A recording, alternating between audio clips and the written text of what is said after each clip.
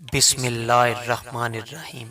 آج کی ہماری اس ویڈیو کا موضوع ہے قبر کی پہلی رات۔ قبر انسان کو کیسے پکارتی ہے۔ لذتوں کو ختم کرنے والی موت کو یاد کیا کرو۔ قبر ہر دن اپنے مردوں سے خطاب کرتے ہوئے اعلان کرتی ہے، میں غربت اور تنہائی کا گھر ہوں، مٹی اور کیڑوں کا گھر ہوں۔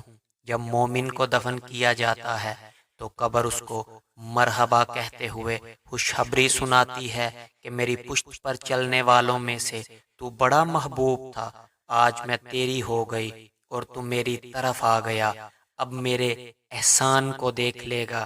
یہ کہہ کر قبر تا حد نگاہ کشادہ ہو جاتی ہے اور جنت کا دروازہ اس کے لیے کھول دیا جاتا ہے، جہاں سے اس کو جنت کی تازہ ہوا آتی ہے۔ حضرت ابو ہریرہ رضی اللہ تعالی عنہ کا بیان ہے کہ رسول اللہ صلی اللہ علیہ وسلم ایک جنازے میں شریک ہوئے، میں بھی آپ صلی اللہ علیہ وسلم کے ہمراہ تھا۔ آپ ایک قبر کے پاس بیٹھ گئے اور فرمایا، یہ قبر با آواز بلند کہتی ہے، اے آدم کی اولاد، تو کیوں مجھے بھول گیا؟ تجھے یہ معلوم نہیں کہ میں تنہائی کا گھر، تنگی کا گھر، وحشت کا گھر، کیڑے مکوڑوں کا گھر ہوں۔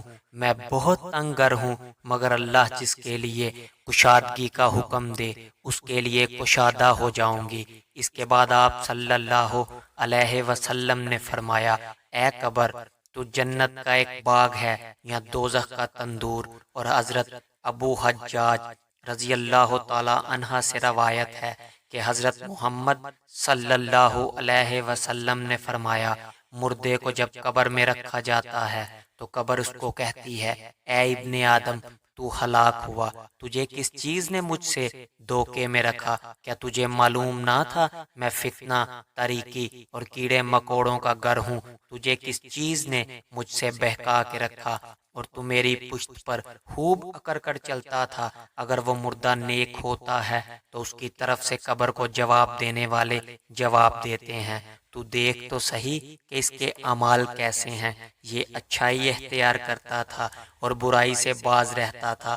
یہ سن کر قبر کہتی ہے، بے شک یہ نیک تھا، اس کے لیے سرسبز ہو جاتی ہوں۔ مردے کا جسم اس وقت منور ہو جاتا ہے اور اس کی روح اللہ تعالیٰ کی طرف بھیج دی جاتی ہے۔ حضرت عبداللہ بن عبید رضی اللہ تعالی عنہ سے روایت ہے کہ رسول اللہ صلی اللہ علیہ وسلم نے فرمایا، مردہ قبر میں بیٹھتا ہے اور ان قدموں کی آواز بھی سنتا ہے جو اس کے جنازے کے ساتھ گئے ہوں۔ مردے سے اس کی قبر کہتی ہے، ابن آدم، تیری ہلاکت ہو، تو نے میری تنگی، بدبو اور کیڑے مکوڑوں کا خوف نہیں کیا، اس لیے تو نے ان چیزوں سے بچنے کے لیے تیاری نہ کی۔